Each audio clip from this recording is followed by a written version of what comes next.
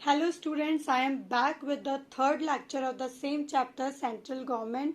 जिसने भी second lecture miss किया है प्लीज देख लेना, क्योंकि उसमें लोकसभा का फॉर्मेशन है और बिल्कुल वैसा ही फॉर्मेशन राज्यसभा का भी होता है।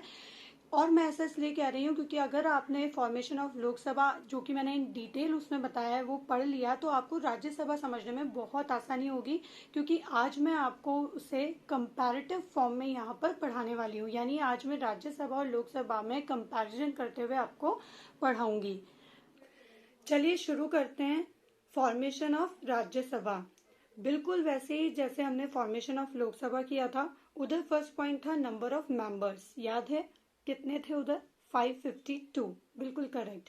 वैसे ही उधर मतलब लोकसभा, जब भी मैं उधर बोलूं आप समझ जाइएगा लोकसभा की बात कर रही हूँ। तो उधर कितने थे? 552। राज्यसभा के कितने मेंबर्स दिए हुए? Maximum number of members Rajya Sabha में कितने हो सकते हैं? 250। वहां पर नॉमिनेट करते हैं प्रेसिडेंट, मतलब खुद अपॉइंट करते हैं, खुद नॉमिनेट करते हैं एंग्लो इंडियन कम्युनिटी के मेंबर्स को। वो कितने दिए हुए थे? 2। कितने दिए हुए थे? 2। यहाँ पर जो अपॉइंट करते हैं प्रेसिडेंट मेंबर्स वो हैं 12। कितने? 12 यानी 12। बहुत बार बच्चे गलती करते हैं, क्वेश्चन आता है एग्जाम के अंदर कि पार्लियामेंट के अंदर कितने मेंबर्स अपॉइंट या नॉमिनेट किए जाते हैं प्रेसिडेंट द्वारा। तो कुछ बच्चे लिख देते हैं 2, कुछ लिख देते हैं 12, पर ये गलत है। करेक्ट आंसर क्या होगा? 14। 2 + 12 14, क्योंकि यहाँ बात की है, पूछा है क्वेश्चन में पार्लियामेंट के लिए, और पार्लियामेंट में तो दोनों हाउस आते हैं, लोकसभा और राज्यसभा। हाँ, स्पेसिफिकली अगर आपसे पूछा हो कि प्रेसिडेंट लोकसभा में कितने मेंबर को नॉमिनेट करते हैं तो आप 2 बोल सकते हैं, 2 लिख सकते हैं। लेकिन अगर आपको स्पेसिफिकली लोकसभा या राज्यसभा का नाम देकर नहीं पूछा है, पार्लियामेंट का पूछा है, तो टोटल आएगा दोनों का 14। क्लियर? उसके बाद हम बात करते हैं 250 मेंबर्स, 12 जो कि प्रेसिडेंट उसमें से अपॉइंट कर रहे हैं, ठीक है।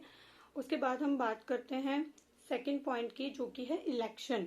उधर इलेक्शन होते हैं डायरेक्टली, इधर इलेक्शन होते हैं इनडायरेक्टली। इनडायरेक्टली कैसे? हम एमएलए चुनते हैं, एमएलए मतलब मेंबर ऑफ लेजिस्लेटिव असेंबली, उसके बारे में हम स्टेट गवर्नमेंट में बात करेंगे।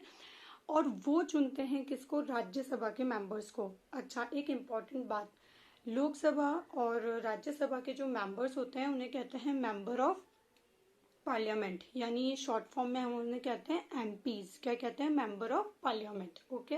वैसे ही जो लेजिस्लेटिव असेंबली के पीपल होते हैं उसे क्या कहते हैं? मेंबर ऑफ लेजिस्लेटिव असेंबली, यानी एमएलए। ठीक है। कौन कौन से रिप्रेजेंटेटिव डायरेक्ट इलेक्शन के थ्रू इलेक्ट होते हैं? मींस लोकल पीपल खुद जाकर के जो वोट देकर उन्हें चुनती हैं, वो कौन कौन से मेंबर्स हैं? तो Lok Sabha members first, second legislative assembly के मेंबर्स को लोकल पीपल चुनते हैं, यानी कि डायरेक्ट इलेक्शन के थ्रू। और थर्ड होती है लोकल बॉडीज। लोकल बॉडीज कहाँ की? रूरल और अर्बन एरियाज की, जैसे पंचायत हो गया, इधर अगर हम बात करें तो म्यूनिसिपैलिटी, म्यूनिसिपल कॉर्पोरेशन, इनके लोग, ठीक है, जो प्रधान होते हैं अलग अलग वार्ड्स के, उन लोगों को। इनडायरेक्ट इलेक्शन के थ्रू कौन कौन से जो वोट्स हैं वो होते हैं, किस किस के वोट्स होते हैं? तो राज्यसभा के होते हैं, प्रेसिडेंट के होते हैं, वाइस प्रेसिडेंट के होते हैं, और एक और होता है लेजिस्लेटिव काउंसिल। ओके, वो हम स्टेट में और बात करेंगे इसके बारे में। तो डायरेक्ट और इनडायरेक्ट इलेक्शंस आपको पता चल गया किसके होते हैं, मतलब डायरेक्ट इलेक्शंस के थ्रू किसको चुना जाता है और इनडायरेक्ट इलेक्शंस के थ्रू किसे चुना जाता है। ये बात करते हैं थर्ड पॉइंट की, क्वालिफिकेशन यानी एलिजिबिलिटी की। उधर जो आपको क्वालिफिकेशन दी हुई है लोकसभा के अंदर वो सेम एज इट इज रहेगी किसके अंदर? राज्यसभा में। लेकिन एक डिफरेंस है एज का, उधर 25 गिवन है और इधर 30। यस, आप इसको है ना ऐसे भी याद कर सकते हैं, जैसे 25 से स्टार्ट करी हमने लोकसभा के फॉर्मेशन से, तो 5 ऐड किया, 30 इधर, देन आप आगे चलेंगे प्रेसिडेंट के लिए आएगा, वाइस प्रेसिडेंट के लिए आएगा, तो ऐसे 5 आप एड ऑन करते जाना, एज उस अकॉर्डिंग चलती जाएगी। ओके। तो इधर राज्यसभा में क्या रहेगा? 30 एज, यानी 30 और उसके अबाव अगर आपकी एज है तो आप एलिजिबल हैं किसके लिए? बनने के लिए मेंबर किसका? राज्यसभा का। और बाकी सारी जो क्वालिफिकेशन है, जैसे सिटीजन ऑफ इंडिया होना चाहिए, मेंटली रिटार्डेड नहीं होना चाहिए, इंसॉल्वेंट नहीं होना चाहिए, कोई प्रॉफिट ऑफिस होल्ड नहीं किया हुआ होना चाहिए। ओके। उसके बाद हम बात करते हैं, हमारा जो नेक्स्ट पॉइंट है वो है ऑफिसर्स। ऑफिसर मतलब जो हमने उधर बात की थी लोकसभा के अंदर, ऑफिसर उधर थे स्पीकर एंड डेप्यूटी स्पीकर, वैसे इधर होते हैं चेयरपर्सन, यानी चेयरमैन और वाइस चेयरमैन। ठीक है। जैसे उधर जो प्रिसाइडिंग होती है, जो भी प्रोसीडिंग्स होती है मीटिंग के अंदर, वो किसके अंडर में होती है? स्पीकर के। वैसे इधर कौन होते हैं? चेयरपर्सन। एक बात मैं आपको बता दूं, इधर जो चेयरपर्सन होंगे, जो राज्यसभा के चेयरपर्सन होंगे, वो कौन होंगे? Vice president. कौन होंगे? Vice president. क्यों? इधर भी कौन सा रूल लगेगा? एक्स ऑफिशियो का। जिसने सेकंड वीडियो यानी सेकंड लेक्चर नहीं देखा उसे बता दूं, एक्स ऑफिशियो का मतलब होता है बाय डिफॉल्ट। एक एग्जांपल भी मैंने लास्ट वीडियो में दिया है, आप उसको देख लीजिए, आपको अच्छे से समझ में आ जाएगा। तो मतलब ये कंपलसरी है कि जो भी वाइस प्रेसिडेंट बनेगा वो कंपलसरी है कि क्या बनेगा? राज्यसभा का चेयरमैन भी वही होगा। ओके। उधर टेन्योर कितना था? 5 इयर्स। कितना? 5 इयर्स। 5 साल का आपको टर्म बताया हुआ था लोकसभा का। इधर कितना है? 6 इयर्स। कितना है? 6 इयर्स। उधर जो लोकसभा है वो कौन सा हाउस थी? लोअर हाउस, जिसे क्या कहते हैं? Upper house. उसे टेम्पररी हाउस कहा जाता है क्योंकि वो 5 ईयर कंप्लीट होने से पहले भी क्या की जा सकती है? डिसॉल्व की जा सकती है। लेकिन राज्यसभा अपनी टर्म से पहले डिसॉल्व नहीं की जा सकती, इसीलिए इसे क्या कहते हैं? परमानेंट हाउस भी कहते हैं। इसी के साथ उधर हाउस ऑफ कॉमन्स कहा जाता है। ये हाउस ऑफ कॉमन्स नहीं कहला करके क्या कहलाता है?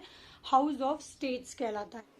One more important thing about tenure of Rajya Sabha is 1/3 member of Rajya Sabha retires in every 2 years. It means 1/3 member Rajya Sabha के हर 2 साल में क्या होंगे? रिटायर होंगे। जो पहले आए हैं वो पहले जाएंगे। It means first in first out. Means जिन्होंने पहले ज्वाइन किया राज्यसभा को वो क्या करेंगे? रिटायर भी पहले होंगे। कैसे? हर 2 साल में रिटायरमेंट चलता है और उस रिटायरमेंट के अंदर 1/3 मेंबर ऑफ राज्यसभा क्या होते हैं? रिटायर हो जाते हैं और उनकी जगह पर इलेक्शन के थ्रू फिर से क्या आ जाते हैं? 1/3 मेंबर्स फिर से आ जाते हैं। लोकसभा और राज्यसभा के फॉर्मेशन को कंप्लीट करने के बाद अब जब दोनों को एक साथ बोलेंगे तो क्या बोलेंगे? पार्लियामेंट। क्या बोलेंगे? लोकसभा प्लस राज्यसभा, वैसे तो प्लस प्रेसिडेंट भी, लेकिन अभी ये दोनों कंप्लीट हो गए हैं हाउसेस, तो इन्हें क्या बोला जाता है कंबाइंड फॉर्म में? पार्लियामेंट। आपको पहले भी बता चुके हो। तो अब हम ये जानेंगे कि powers and functions of parliament क्या है, यानी हमारा नेक्स्ट टॉपिक है powers and function of parliament. Yes, वैसे पार्लियामेंट के बहुत सारी पावर्स एंड फंक्शंस हैं। मैं आपको स्क्रीन पे दिखा देती हूँ कौन कौन से पावर्स हैं। आप चाहें तो इसे नोट डाउन भी कर सकते हैं अपनी कॉपी में।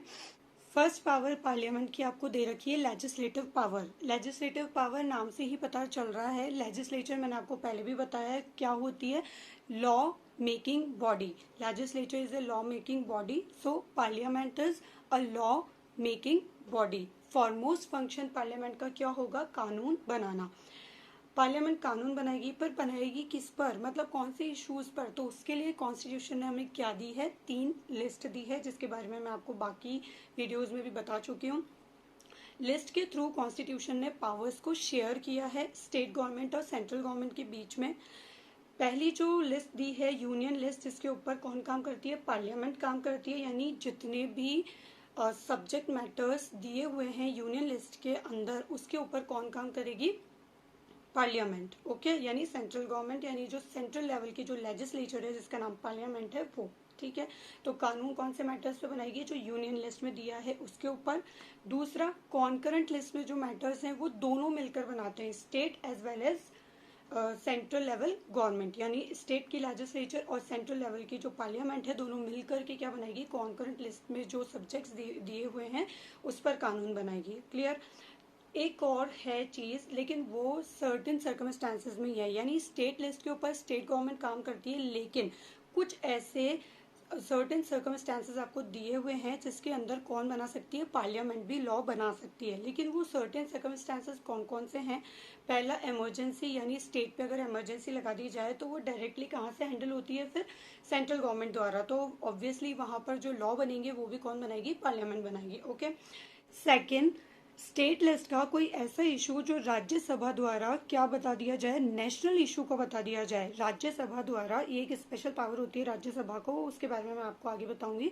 अगर राज्यसभा स्टेट लिस्ट के कोई ऐसे मैटर को, कोई ऐसे सब्जेक्ट को नेशनल इशू बता दे तो उसके ऊपर भी कौन रूल बनाएंगी? फिर कौन लॉज बनाएंगी? पार्लियामेंट। क्लियर? बात करते हैं कॉन्करेंट लिस्ट की। कॉन्करेंट लिस्ट पे जैसा कि मैंने आपको बताया दोनों मिलकर के लॉ बनाते हैं, लेकिन if there is any dispute between state or the central level government, then always and always central level government और parliament's law prevails. It means हमेशा किसकी चलेगी? पार्लियामेंट की। यानी जो लॉ किसने बनाया है? पार्लियामेंट ने बनाया है, वही लागू होगा, वही इम्प्लीमेंट होगा, वही मान्य होगा। अगर दोनों किसी इशू पर डिस्प्यूट हो जाता है, झगड़ा हो जाता है, स्टेट गवर्नमेंट या किसी इशू के ऊपर पार्लियामेंट का कुछ और कहना है और स्टेट लेजिस्लेचर का कुछ और कहना है, तो इन द एंड या फिर फर्स्ट प्रेफरेंस आप कह सकते हैं किससे दी जाएगी? हमेशा पार्लियामेंट को दी जाएगी। क्लियर? मैं हमेशा से आपको हर वीडियो में 3 लिस्ट के बारे में बताती आ रही हूँ। एक और लिस्ट आपकी बुक के अंदर गिवन है, रेसिडुअल लिस्ट। यस, जो subject matters state list, concurrent list या फिर यूनियन लिस्ट में नहीं आते, जो इन तीनों लिस्ट के अंदर कवर नहीं होते, वो कहाँ आते हैं? वो आते हैं रेसिडुअल लिस्ट के अंदर। और रेसिडुअल लिस्ट के ऊपर भी कौन काम करता है? पार्लियामेंट। यानी उस पर भी लॉ कौन बनाती है? पार्लियामेंट। तो पार्लियामेंट कौन कौन सी लिस्ट पे लॉ बना सकती है? यूनियन लिस्ट, कॉन्करेंट लिस्ट और residual list. Okay. Second point, making amendment in the constitution. What do you mean by amendment? Amendment means change लाना, reform लाना, बदलाव लाना, सुधार लाना। किसके अंदर? कॉन्स्टिट्यूशन में। और ये काम भी कौन करती है? पार्लियामेंट। इस टाइप के सारे बिल्स, जो अमेंडमेंट वाले बिल्स होते हैं, कुछ आपको चेंज लाना है, इंसर्ट करना है या कुछ बदलाव लाना है संविधान में, वो भी पार्लियामेंट में ही रखे जाते हैं, स्टेट लेजिस्लेचर में नहीं रखे जाते। और पार्लियामेंट अपने दोनों हाउसेज से मेजॉरिटी के साथ इसे पास करने के बाद क्या करती है? चेंज ले आती है, अमेंडमेंट ले आती है। तो बात करते हैं कि कौन सी मेजॉरिटी से। तो बहुत टाइप की मेजॉरिटी होती है, 4 टाइप्स की मेजॉरिटी होती है, पर आपके कोर्स में यहाँ पर 2 ही मेजॉरिटी बताई गई है। तो 4 मेजॉरिटी कौन कौन सी है? Special majority, simple majority, absolute majority और effective majority. Okay. Simple majority एक एक को हम समझेंगे, और आपके जो कोर्स में 2 मेजॉरिटी दे रखी है, मैं उसी के बारे में आपको ज़्यादा बताऊंगी इन डिटेल। तो बात करते हैं फर्स्ट मेजॉरिटी की, सिंपल मेजॉरिटी। जैसा कि आप जानते हैं कि जितने भी प्रेजेंट एंड वोटिंग मेंबर हैं पार्लियामेंट के, यानी दोनों हाउसेस के, उसका मोर देन 50% यानी 51% और मोर, आप कह सकते हैं 50% से ज़्यादा यानी 51% या फिर उससे ज़्यादा प्रेजेंट और वोटिंग मेंबर्स, तो वो क्या कहलाती है? Simple majority. फॉर एग्जाम्पल अभी पार्लियामेंट में कितने मेंबर्स हैं? 545। लेट सपोज 45 मेंबर्स उसमें से एब्सेंट हैं, उस दिन नहीं आए हैं, तो बचे कितने? 500 मेंबर्स। कितने मेंबर्स बचे? 500। 500 मेंबर्स जो प्रेजेंट है, उनमें से भी 100 मेंबर्स एब्सटेन करते हैं वोट देने से। मतलब वो वोट में पार्टिसिपेट नहीं करना चाहते, वो वोट नहीं देना चाहते, वो इलेक्शंस में पार्टिसिपेट नहीं करना चाहते हैं। तो अब बचे कितने? 500 माइनस 100, तो कितना बचा? 400। यानी 400 मेंबर्स प्रेजेंट और वोटिंग मेंबर्स कहलाएंगे। अब मेजॉरिटी, सिंपल मेजॉरिटी लाने के लिए 400 आउट ऑफ 400 कितने लोगों की सहमति होनी चाहिए? मोर देन 200, यानी 201 जो पीपल हैं वो एग्री करते हैं, तो वो बिल क्या माना जाएगा? सिंपल मेजॉरिटी से पास माना जाएगा। ये सिंपल मेजॉरिटी होती है, जैसा जिसके बारे में आपको बताया गया है आपकी बुक के अंदर। सेकेंड टाइप की मेजॉरिटी है स्पेशल मेजॉरिटी। स्पेशल मेजॉरिटी मतलब 2/3 of the present and the voting members. Same जैसे 50% हमने अभी निकाला था 200 मेंबर्स का, सॉरी 400 मेंबर्स का 200, बिल्कुल वैसे ही किसकी बात करेंगे हम? स्पेशल मेजॉरिटी की। उसके अंदर 50% की जगह कितना ले लेंगे? 2/3 ऑफ द मेंबर। जैसे उधर लिया था 1/2, ठीक है, वैसे इधर ले लेंगे 2/3, यानी जितने भी प्रेजेंट और वोटिंग मेंबर्स है उसका 2/3 निकालेंगे, उतने मेंबर्स से वो पास होना चाहिए, तो वो क्या कहलाएगा? Special majority. यहाँ स्पेशल मेजॉरिटी भी फर्दर 3-4 टाइप्स में डिवाइडेड है, लेकिन आपके यहाँ पर यही वाली बताइए है, तो आप यही समझिए। उसके बाद स्पेशल मेजॉरिटी के अंदर जो फर्दर एक और आपके इसमें गिवन है, वो गिवन है section 368 plus 50% of the state legislature. उसके अंदर बताया गया है कि 2/3 मेंबर्स तो 2/3 of the present and voting members तो होने ही चाहिए, पर किन्हीं किन्हीं मुद्दों में जो रिजिड हैं, जैसे आपने एक कैरेक्टरिस्टिक पढ़ा है अपने कॉन्स्टिट्यूशन का, flexible and rigid. It means easy भी है कॉन्स्टिट्यूशन को बदलना और कहीं कहीं टफ भी है। फ्लेक्सिबल मतलब ईजी और रिजिड मतलब थोड़ा सा टफ होना, ठीक है। तो जो इजी है वो सिंपल मेजोरिटी से भी पास हो जाता है, special majority in some cases में लगती है, ठीक है। लेकिन अगर कहीं पर और भी ज़्यादा रिजिड है, मतलब वो रिलेट करता है, स्टेट को अफेक्ट करता है, स्टेट लेजिस्लेचर की भी परमिशन उसमें चाहिए, कोई ऐसा मैटर आ जाता है, फॉर एग्जांपल जीएसटी अपन ले सकते हैं, वो एक ऐसा बड़ा मुद्दा था जिसके बारे में हमें स्टेट से भी क्या लेनी पड़ती है, कंसेंट लेनी पड़ती है। तो उसके लिए क्या होगा, 2/3 of the present and voting members of parliament तो चाहिए ही, कंसेंट चाहिए ही। उसके सिवा जितने भी स्टेट हैं, प्रेजेंट स्टेट हैं, उनकी मोर देन 50% की हमें क्या चाहिएगी, कंसेंट चाहिएगी। मान लीजिए लेट सपोज 30 स्टेट्स हैं, तो उसमें से 15 की जो है आपको कंसेंट चाहिए, यस की कंसेंट चाहिए, तब जाकर के क्या होता है, वो बदलाव लाया जा सकता है। क्लियर। तो हमने क्या क्या सीखा, पहला सीखा सिंपल मेजोरिटी मतलब मोर देन 50%। फिर हमने स्पेशल मेजोरिटी की बात करी, जिसके अंदर हमने पहला देखा 2/3 of the present and voting members of parliament, और उसी का हमने एक और पॉइंट देखा कि 2/3 of the present and voting members of parliament along with the 50% of the state legislature, मतलब स्टेट लेजिस्लेचर यूनियन टेरिटरी की चाहे स्टेट की, उसमें से 50% भी एग्री होनी चाहिए। ये 3 चीज़ों से क्या हो जाता है, अमेंडमेंट लाया जा सकता है कॉन्स्टिट्यूशन के अंदर। क्लियर। 4 मेजोरिटीज में हमने स्पेशल मेजोरिटी देख ली, सिंपल मेजोरिटी देख ली। बात करते हैं एब्सोल्यूट मेजोरिटी की, आपकी बुक में गिवन नहीं है बट एक आइडिया के लिए मैं आपको बता रही हूँ। तो एब्सोल्यूट मेजोरिटी किसे कहते हैं, टोटल स्ट्रेंथ कितनी है 545, एट प्रेजेंट कितनी है 545, उस दिन कितने प्रेजेंट है उससे कोई मतलब नहीं है, जो टोटल अपनी स्ट्रेंथ है अभी पार्लियामेंट की 545, उसको लेके चलेंगे और उसका 50% अबाव निकालेंगे, तो वो कहलाएगी एब्सोल्यूट मेजोरिटी। क्लियर। फिर बात करते हैं इफेक्टिव मेजोरिटी की। तो इफेक्टिव मेजोरिटी में क्या होता है, वेकेंट सीट्स को माइनस कर देते हैं टोटल स्ट्रेंथ से, जैसे 545 -5 ऐसा। क्लियर। अभी वो तुम्हारे कोर्स में नहीं है तो इट्स ओके, आप नहीं भी समझेंगे तो इट्स ओके। अभी सिर्फ आपको 2 ध्यान रखनी है, सिंपल मेजोरिटी जो कि क्या होती है 50% से अबाउ होनी चाहिए, ठीक है। स्पेशल मेजोरिटी में मैंने आपको बता दिया, जब जब भी मैं स्पेशल मेजोरिटी बोलूंगी means 2/3 of the present and voting members. Clear. Financial power, finance से आप समझते हैं पैसा, पैसे से हम बात कर रहे हैं बजट की। जब तक कि फाइनेंस मिनिस्टर द्वारा बनाया गया बजट पार्लियामेंट द्वारा पास नहीं हो जाता, तब तक उसमें से 1 रुपया ना निकाला जा सकता है और ना ही डाला जा सकता है। It means until the finance minister get budget passed by the parliament, until no work of income and expenditure can be possible or can be done, कोई भी इनकम और एक्सपेंडिचर वाला काम पॉसिबल नहीं हो सकता जब तक कि पार्लियामेंट बजट पास ना कर दे।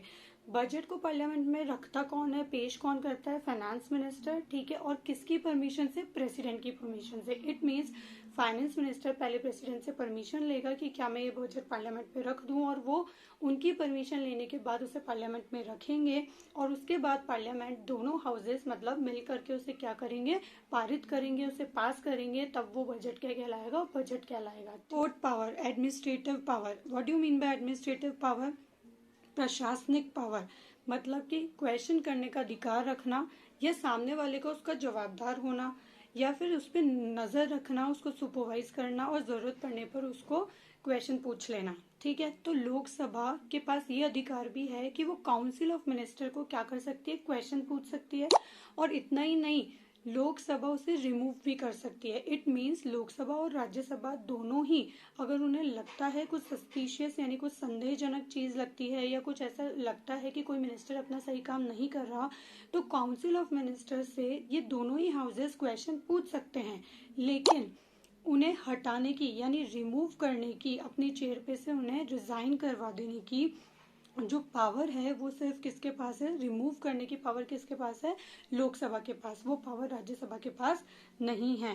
देखिए मैंने आपको पहले भी बताया है कि लोकसभा की पावर्स राज्यसभा से ज्यादा होती है किन्हीं चीजों में, ठीक है। जैसे बात करते हैं हम, अगर फाइनेंशियल पावर की बात करें तो वो भी लोकसभा के पास ज्यादा है, उसके बारे में मैं आगे बताती हूँ आपको। और अभी हम बात कर रहे हैं रिमूवल की, तो काउंसिल ऑफ मिनिस्टर्स तब तक अपनी सीट पर मौजूद हैं जब तक कि कौन चाहती है, लोकसभा उन्हें उनकी सीट पर बैठने दे रही है, या उनका कॉन्फिडेंस काउंसिल ऑफ मिनिस्टर के अंदर है। जिस दिन लोकसभा को लगा कि नहीं काउंसिल ऑफ मिनिस्टर सही काम नहीं कर रही, या वन ऑफ देम उनमें से कोई ऐसा काम कर रहा है जो सेटिस्फैक्टरी नहीं है, तो लोकसभा उसे रिमूव करने की पावर भी रखती है। तो ये भी एक पावर हो गई किसकी, पार्लियामेंट की। क्लियर। नेक्स्ट पॉइंट है इलेक्टोरल पावर। नाम से पता चल रहा है power of participating in election. President, vice president, इन सब के इलेक्शन में जो पार्टिसिपेट करते हैं, इट मीन्स इनको जो वोट देने जाते हैं, क्योंकि इनकी वोटिंग कैसी होती है, इनडायरेक्ट, मैंने आपको पहले भी बताया था। तो इन्हें जो वोट देने जाते हैं वो भी पार्लियामेंट के इलेक्टेड मेंबर्स होते हैं। उनमें से कुछ मेंबर्स को चुना जाता है, कॉलेजियम बनाई जाती है, जिसके बारे में मैं आपको आगे बताऊंगी, और वो लोग चुनते हैं किसको, प्रेसिडेंट को और वाइस प्रेसिडेंट को। तो पार्लियामेंट को यह अधिकार भी है कि वो प्रेसिडेंट और वाइस प्रेसिडेंट जैसी इंपॉर्टेंट पोस्ट पर जो चुने जाने वाले हैं उनको क्या करते हैं, वोट देने जाते हैं, यानी electoral power. Last but not least, miscellaneous power. Miscellaneous मतलब जो ऊपर जितने भी आपके पॉइंट्स बताए गए उनमें जो रह गए, जो नहीं आए, वो सारे आपके मिसलेनियस में दिए हुए हैं। मिली जुली जो पावर्स और फंक्शंस हैं। वैसे आप पावर का मतलब तो जानते हैं कि क्या शक्तियां प्रोवाइड है या क्या उनके राइट्स हैं, ठीक है, पार्लियामेंट के। और फंक्शन मतलब उनका कार्य होता है, यानी उनका काम होता है, ठीक है।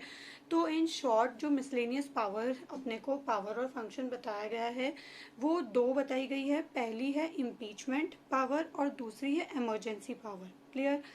फर्स्ट जो इम्पीचमेंट पावर बताई गई है वो क्या है उसे समझते हैं। जिस तरीके से पार्लियामेंट इम्पोर्टेंट पोस्ट पे अपॉइंटमेंट्स करती है, इलेक्ट करती है, उस प्रोसेस को कहा जाता है इलेक्शन प्रोसेस। जैसे कि प्रेसिडेंट, वाइस प्रेसिडेंट। क्लियर। वैसे ही पार्लियामेंट इम्पोर्टेंट पोस्ट पर जो लोग हैं उन्हें रिमूव करने की पावर भी रखती है। वही vice president and president and जजेस of the Supreme Court and High Court also, यानी जितने भी इम्पॉर्टेंट पोस्ट है उन्हें अगर ये अपॉइंट कर सकती है तो रिमूव करने की जो पावर और फंक्शन है वो भी किसको दिया हुआ है, पार्लियामेंट को ही दिया हुआ है। पार्लियामेंट जिस प्रोसेस के थ्रू इन्हें रिमूव करती है उस प्रोसेस का नाम है इम्पीचमेंट। क्या नाम है, इम्पीचमेंट। और जिस प्रोसेस से इलेक्ट करती है उसका नाम क्या है, इलेक्शंस। क्लियर।